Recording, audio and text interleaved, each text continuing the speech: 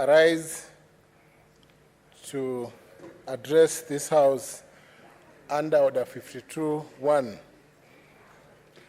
and make a statement on a matter of countrywide and inter-county concern.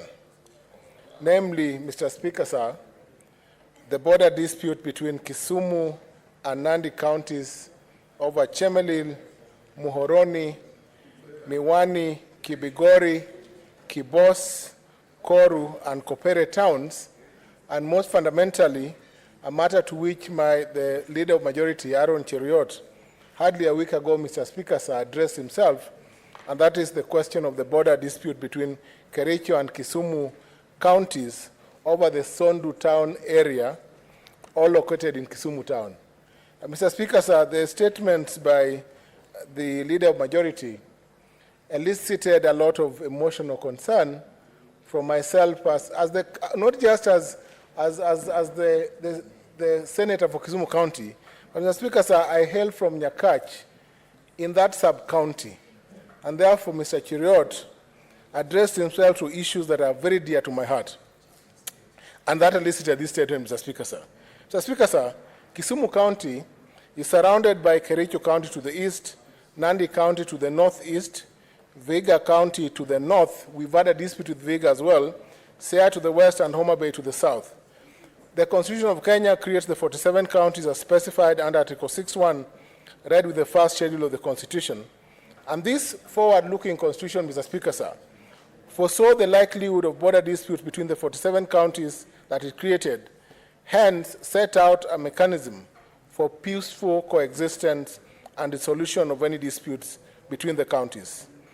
Mr. Speaker, the framework for peaceful resolution of inter-county dispute mechanism is clearly encapsulated in the Constitution and relevant statutes. Specifically, Mr. Speaker, sir, the Intergovernmental Relations Act of 2012, which is Act number 2 of 2012, and the County Governments Act number 17 of 2012, set out a framework for dispute resolution and stipulate the interdependence, Mr. Speaker, sir, of the two levels of government.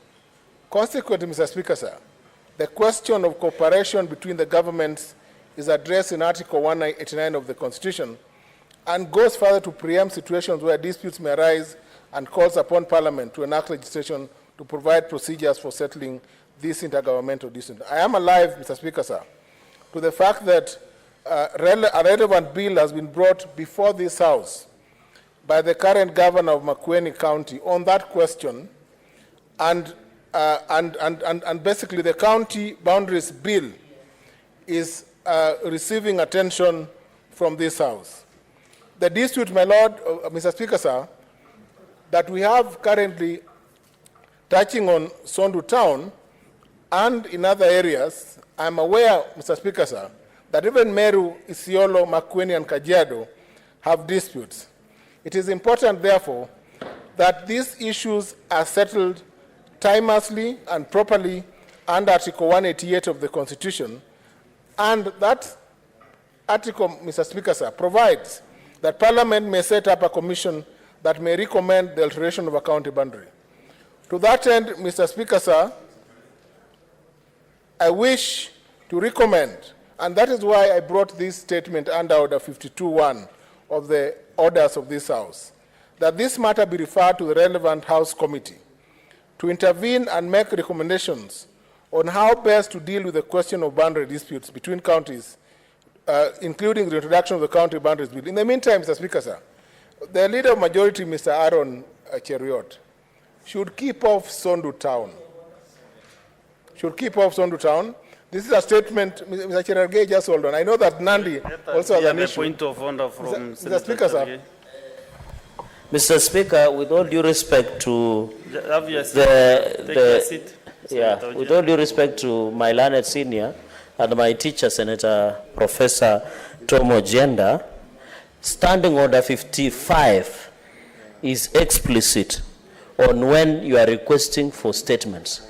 I have been following the statement, Mr. Speaker, word by word, but Senator Professor Tom Ojienda is adding sweeping political statements in his submission, which is contravening Standing Order 55, where it talks that shall not be made the pretext for debate, to be prepared to give information, number C, convey a particular point of view, and number D, contain any argument, inference, opinion, imputation, or rhetorical or offensive expression, repeat in substance any matter covered in prior requests, seek an expression of opinion, ask whether the statement in press also to be, Mr. Speaker, Senator Professor Tom Ojienda, by adding and inferring some opinion about the majority leader, Senator Aaron Cheruiyot, is out of order. He should stick to his statement.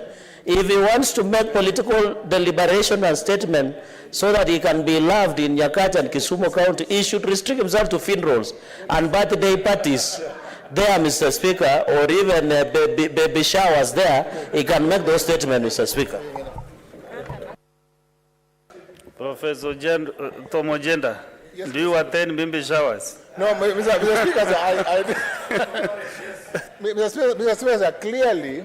Okay, proceed. I thought you were mentioning your friend, the majority leader, without any. Yes, I'm strictly right, proceeding, you know? Mr. Speaker. But finish. Avoid doing what. Yes, you I will avoid that, Mr. Speaker. I was a bit lenient, but now Speaker, I'm of servant. Under Article 6.2, I'm proceeding strictly under the provision of the Constitution and confining myself to Article 6.2 and Article 188, because there's a recommendation that the Speaker commits this question to the relevant committee of the House. And perhaps, Mr. Speaker, sir, the National Security Committee and the National Cohesion Committee are two committees, Mr. Speaker, sir, that commend the answer to the question. I do not, Mr. Speaker, sir, I am not out of sync under Order 55 because I have not imputed any bad motives on the majority leader. He spoke to the questions that I'm addressing myself to. And I'm sure Mr. Cherargei is perhaps rising because he knows that even in Nandi, they are claiming places including my home